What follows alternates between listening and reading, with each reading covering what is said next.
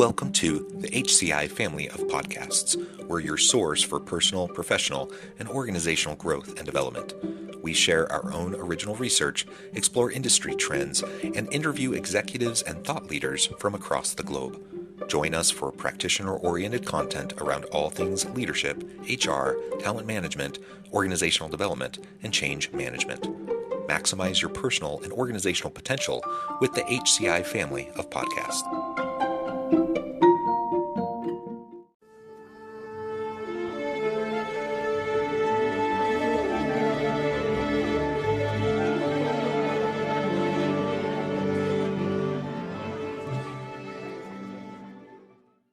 Scott Mautz, welcome to the conversation today. Thanks to have me here, John. I'm ready to bring some value to the audience as best as I can. It is a pleasure to be with you again. You're joining us from San Diego area in Southern California. I'm south of Salt Lake City in Utah. Today, we're going to be talking about your new book, The Mentally Strong Leader: Build the Habits to Productively Regulate Your Emotions, Thoughts, and Behaviors. Now, I just want to start by saying I love the title. I think leadership is so important. Of course, it's a core part of what we cover on this podcast, but the mentally strong component to leadership really is a tough ask for a lot of people. And then your subtitle, Build the Habits to Productively Regulate Your Emotions, Thoughts, and Behaviors, very, very key. So we're going to unpack all of this, explore really what's in this book today. We're going to do it briefly, just in about 25 minutes or so. But at the end of the episode, we'll definitely encourage the audience to reach out, to go find the book, which will then, of course, allow you to get into much more detail. As we get started, I wanted to share Scott's bio with everybody. Scott Mautz is a former senior executive of Procter & Gamble, where he successfully ran several of the company's largest multi-billion-dollar businesses. Scott is faculty on reserve at Indiana University's Kelley School of Business for Executive Education, and is also a popular course instructor on LinkedIn Learning, where his courses have been taken over 1.5 million times and counting. And my guess is that number's even higher than the last time when we were doing the prep work, right? Yeah, I think that's right. Yeah. Scott, anything you would like to highlight by way of your background or personal context before we dive on in? Oh, no, just that, the 3 decades I spent in corporate, I matched that up with being an intense academic study as well, John. I do an awful lot of research for all the books, the workshops that I do, the keynotes that I do, to bring kind of so I'm not just some old guy telling war stories from his corporate experience. I have a lot of intense, original academic research to match up with decades of experience. Wonderful. Excellent. All right. As we get started, I always love to ask authors, why this book? Why now? Like what was the germination of the idea for this book? Why do you feel it's so important for the world today? I spent several decades in Procter & Gamble and in other large companies, John, really paying attention to what makes great leaders great. Why do the highest achieving achievers achieve? What's the secret sauce behind that? And study it, not only for my own good and for wanting to be able to advance my own career, but trying to build this database of knowledge, because I knew that someday I would want to do exactly what I'm doing now, broadening my platform for making a difference with the written and the spoken word, much like you have, John. And in that intense, those decades of study matched up with academic research, I started to figure out that one of the secret sauces to being an incredible leader is this thing called mental strength. And we're going to talk more about it and what data I have that makes me believe that. But it was this desire of what I learned to help leaders lead and be great that really drove me to share with the world what I'm going to share today. Excellent. Excellent. So let's dig on in and talk about that mental strength component. Feel free, you can tie into research that you've done, but let's start by just kind of conceptualizing it and laying out really what does that mean to you? Yeah, mental strength is the ability to regulate your emotions, your thoughts, and your behaviors productively, even in adversity, despite whatever circumstance you find yourself in. As I like to say it, John, it's how you manage internally so that you can lead externally. And here's the thing. I think all of your viewers and listeners, John, and even yourself, we all know intuitively that if you want to be successful in life and at work, you have to be able to regulate your emotions, your thoughts, and your behaviors. That's part of the deal. But here's the news flash. This just in. It's really hard to do that. It's really hard because, I don't know, this thing called human beings. and the world that we live in and how chaotic it is and the pressures we feel every day. But the good news is that by, and the subtitle of the book exists for a reason, because if you can build habits to increase your Hmm. mental strength, I have found it is like training your brain for achievement. And I'll give you an example. One of the intense pieces of research I've conducted behind understanding mental strength was this. We asked over 3,000 executives a central question. Thinking of the highest achieving organizations you've ever been part of that overcame the most obstacles, what were the attributes of the key leaders in those positions at that time? And John, over 91% of over 3,000 executive respondents described the same profile, a Mm. mentally strong leader. And while at the time they didn't know what they were describing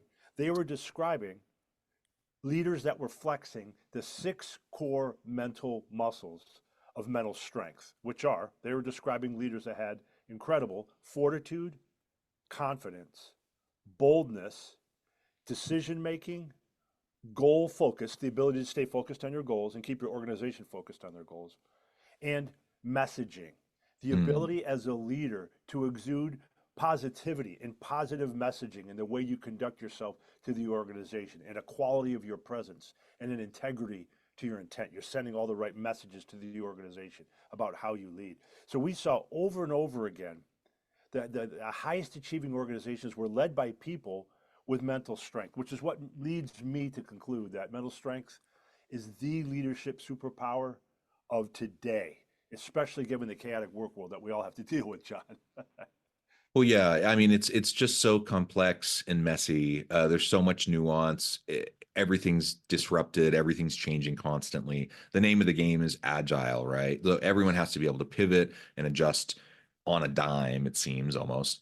And you have to do all of that with other human beings. And That's right. human That's beings right. don't like change, and they're resistant to change, and they get nervous and they have anxiety, and your people have mental health issues and need to be mentally strong as well. And so we talk a lot about, mental wellness in the workplace. We talk a lot about self-care and those sorts of things. I think sometimes what we forget is that, yes, I want my leaders to create a really great positive environment for their teams and for their workforce so that they feel, emotionally supported and psychologically safe, et cetera, et cetera.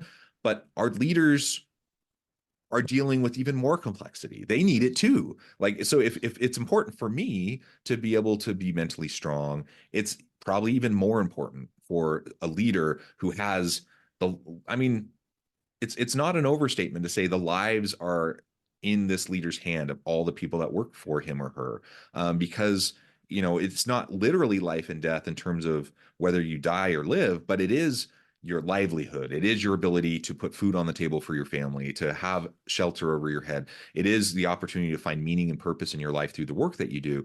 That's a big, big deal. And so leaders, when I talk to leaders, they feel that weight. They Yes. want, Yes. most leaders want to do right by their people. Most leaders aren't thinking about how am I going to wake up and exploit my people today. They want to do right by their people, but it's hard, and it never leaves. Like, you feel that weight every day, and there's almost no reprieve from it. And so if you're going to be successful as a leader in this day and age, you have to understand how to better regulate your emotions and to deal with the things that are going to be thrown at you constantly. You're going to be dealing with it every single day. Yeah, and to build on that, John, you're absolutely right. Every single day there is a chance for something to go wrong emotively or with your thoughts and with your actions. Yeah. That's why it's so important. And this is why I spent so much time understanding habit building science and building habit building science into the book, The Mentally Strong Leader, to give the reader the ability to create the actual habits that lead to mental strength and that allow you to increase those 6 core mental muscles. So, for example, 3 elements of habit building science built into the mentally strong leader. Number 1, I think you know this intuitively, John, but if you want to build a habit at anything, you need repetitions. Yeah. What gives you repetitions? Systems and frameworks. That's Hmm. why the over 50 plus tools that are in the mentally strong leader are all systems and frameworks built, Mm. tested, validated, and retested to be proven and give you the repetitions you need to strengthen those mental muscles. Second thing about habit building science, we know that a reason that habits never actually get started and get into formulation, if you will, is that people don't know where to start. So Yeah. each habit and each tool of over 50 tools in the Mentally Strong Leader comes with a section titled Your First Small Step. So you know Mm. exactly what to do to start that specific tool and that specific habit to help you build that specific mental muscle. Third point of habit building science built into it. There's a key inflection point in whether or not a habit will stick or not, John. It's what happens in moments of weakness. For example, confidence is one of the big mental muscles that you have to build to be mentally stronger. And I go into depth in that in the Mentally Strong Leader. But let's say you're generally confident, but you have, one of those down days where your boss makes you look like an idiot. You say something dumb in a meeting in front of other people. Somebody else had a brilliant idea and your confidence starts to spiral down. Even though you're generally confident, you're starting to have a moment of weakness. Well, what do you do in those exact moments of weakness?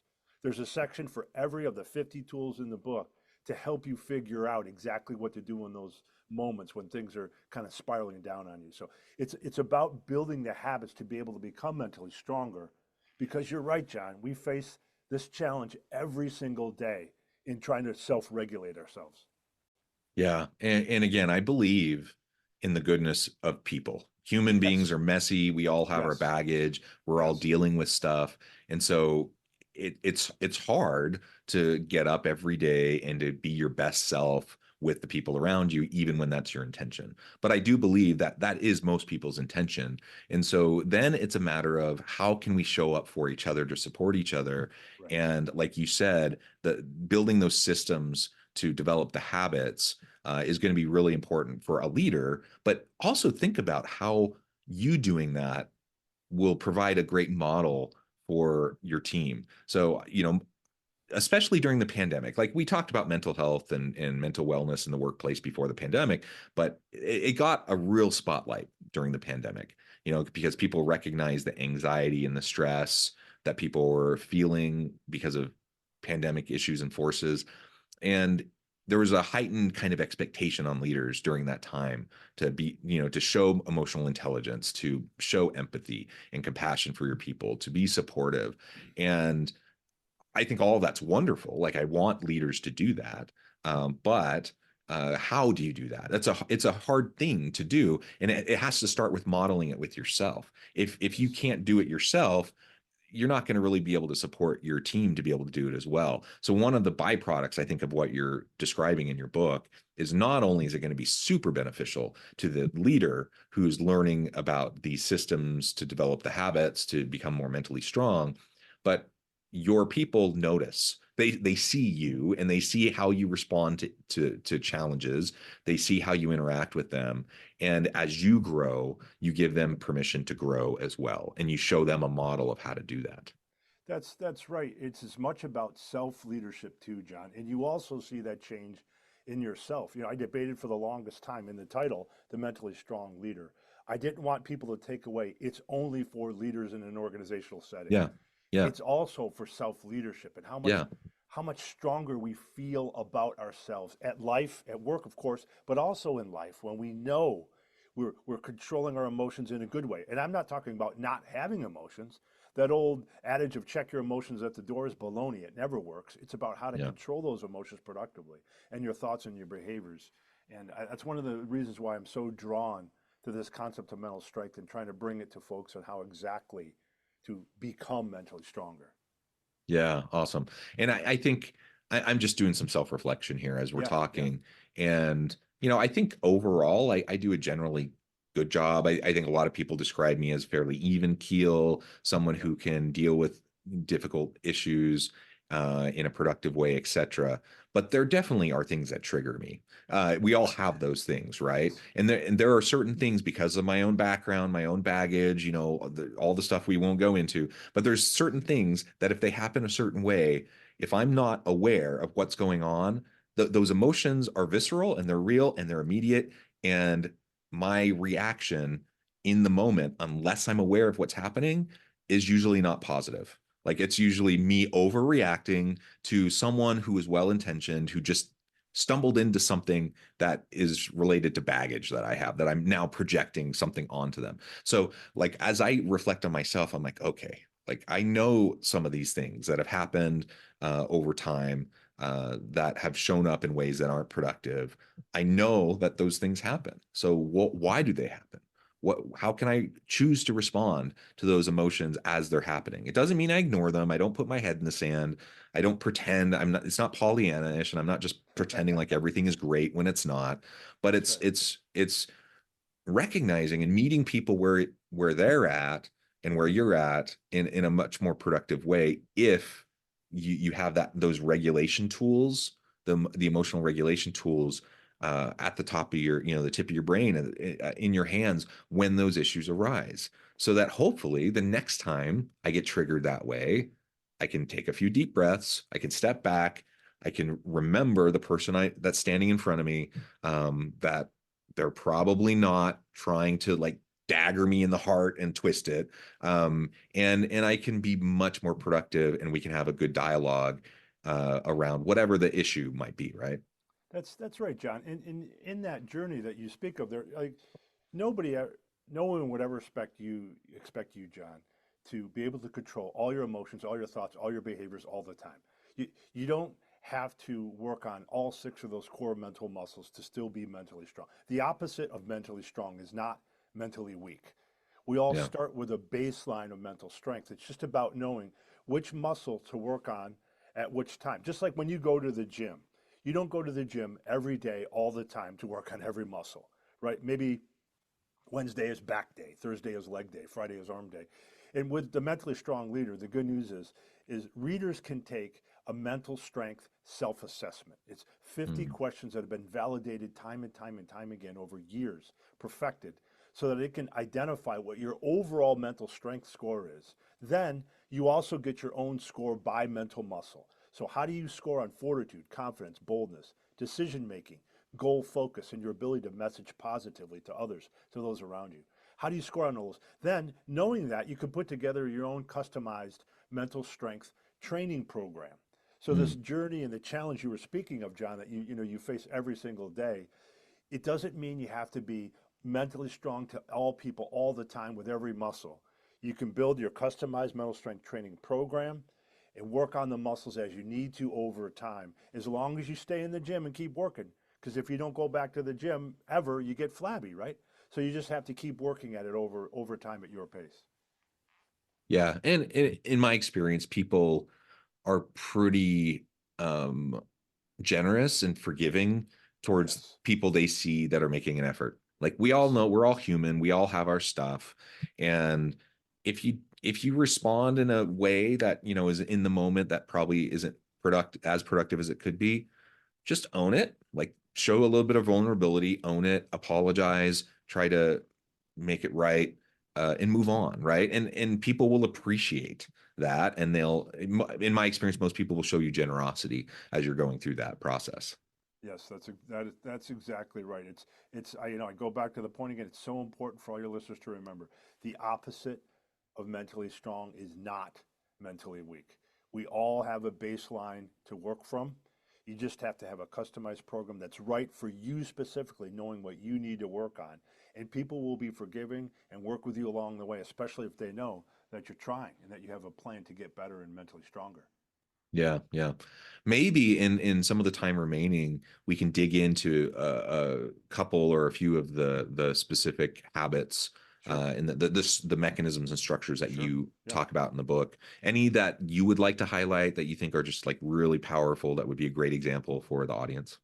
Yeah, there's so many to talk about. I'll just pick one off the top of my head. Let's just focus on boldness for just a Mm. second. To build a boldness muscle, how do you show up in a way that allows you to really pave a direct pathway to growth, to force yourself in your organization to think out of the box, to take risks. What can you do to do that? So to introduce one simple tool and a thought, let me just ask you a quick question, John.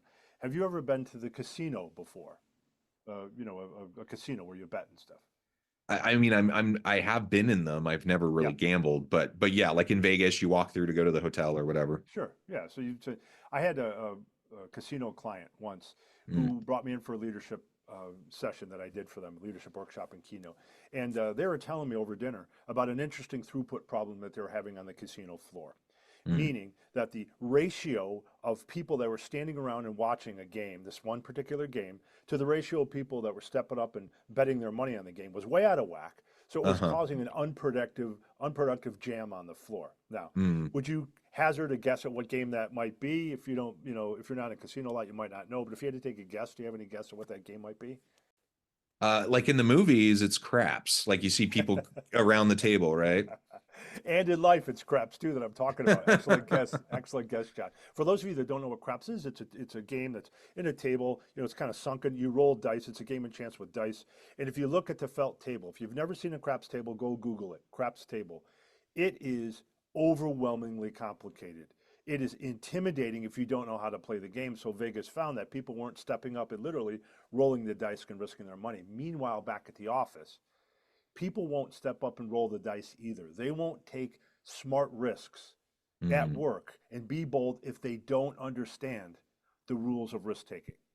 So in the Mentally Strong Leader, I lay out a way that you can define the rules of risk taking for those around you, right? And this particular one is, within a business context. Mentally Strong Leader is for both work and life, but this one's for business context. But you could spell out the rules of risk taking for your organization, or ask your bosses what they are. What does a good risk constitute? What does a bad risk constitute? What happens when I take a risk and fail or succeed? Who needs to approve what level of risk and so on? When you spell out the rules of risk taking, John, people are much more likely to be bold in doing. And I give you a list of 20 specific questions you can ask to help define Mm. the rules of risk taking in the Mentally Strong Leader, right? Does that make sense? That's just one of the 50 plus tools that Yeah. help you build your mental strength. Yeah, absolutely. It does. And I like, I mean, the flip side of the coin, right? So you want to Yeah, be more bold. yeah. And some people kind of naturally, they probably need to tone back the boldness. But I think a lot of people, probably most people, are the other way. Like that's something they have to grow into, being more comfortable in being more bold. Um, and I like how you have the flip side of the coin there. Like, yeah, let's talk about how we construct psychologically safe environment where people feel safe to be bold. I mean, one of the reasons why people aren't more bold is because they're worried about looking stupid, or they're worried about making a mistake that will somehow hurt them. And so then they play it safe. And when people are playing it safe, they're not creating, they're not innovating, they're not pushing the envelope, they're not challenging assumptions. They're just kind of going with the flow. They're trying to, like, put their head down and just do their work. And in some jobs, I guess maybe that's okay. But for most of what we talk about in the knowledge economy, we need people to push the envelope. We need people to challenge us. We need people to come up with new ideas and try them and iterate rapidly. And if you don't have a psychologically safe place, for most people, it just won't happen. They just won't be Yes, willing to risk it, right? And that's so right. boldness, absolutely, it's something over time, I can try to, like, have a little bit more courage and boldness in how I approach things. But from a leadership standpoint, from an organizational design standpoint, from a culture standpoint, if you don't focus on the mechanisms of boldness, a lot of people just aren't going to get there. They're not going to feel safe enough to get there. That's exactly right. Speaking of safety, I'll highlight a confidence tool that's related to what you're talking about as well, John. There's a couple of there's a whole bunch of confidence building tools, because confidence is a key mental muscle to build in a mentally strong leader. And when you think about confidence, there's two tools in the book that ask you to do two things, right? The first tool is built on asking you to monitor your relationship with self-doubt, and then monitor your relationship with yourself. Two different tools. I'll explain the first one. Think about those words for a second. The tool, it's called the doubt continuum, and you have to take a look at doubt on a scale from a world where you're perfectly confident all the way to a world where you're suffering from a fear of failure, and in between is kind of healthy self-doubt, if you will. But it's important to remember that confidence is not the absence of doubt. It's the ability to manage and control your relationship with doubt, because even the most confident people that I came across in my years of research on this, John, they all had some quiet whisper of self-doubt somewhere. The rest of the world may not have seen it, but they had a very different relationship with their doubt than other people that weren't as confident had that. So in the book, you get a chance to manage all the way from what do you do when you're overconfident in your relationship with self-doubt to where you're caving into a fear of failure. How do you overcome that. The other side of that is, okay, not only do you monitor your relationship with your self-doubt, how do you monitor your relationship with yourself? There's a tool in the book called the self-acceptance scale. And it turns out there's breakdowns in confidence in many variations, all the way from you start out great self-acceptance, wonderful self-acceptance. On the other side of the scale, you have imposter syndrome. And then in between, you have all kinds of breakdowns where you give into negative inner chatter.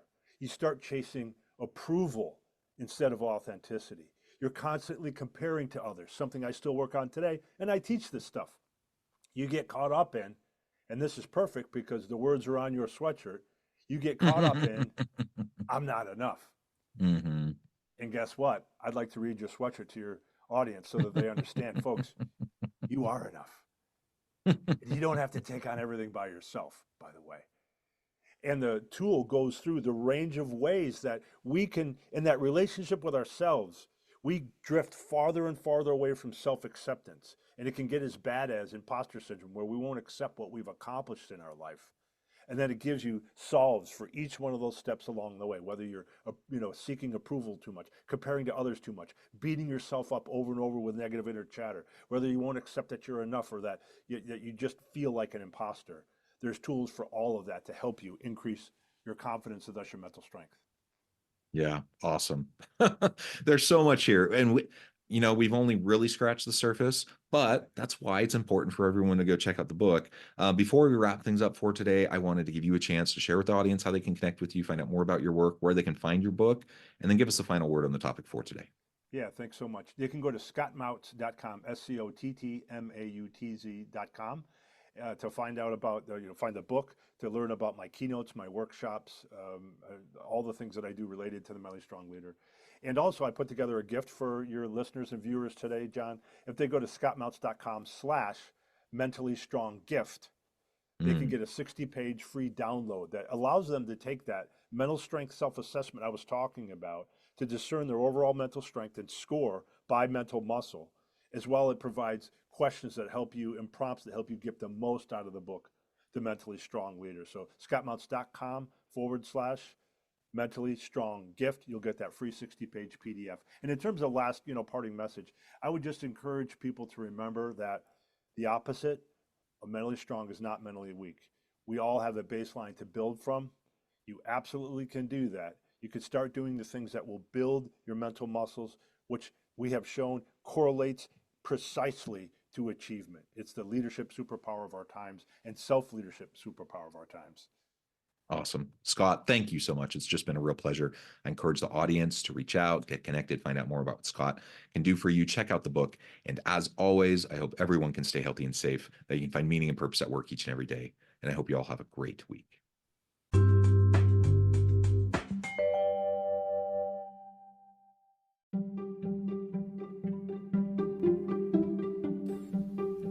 Thanks for joining us for this episode of the podcast. We hope you stay healthy and safe, and please join us again soon.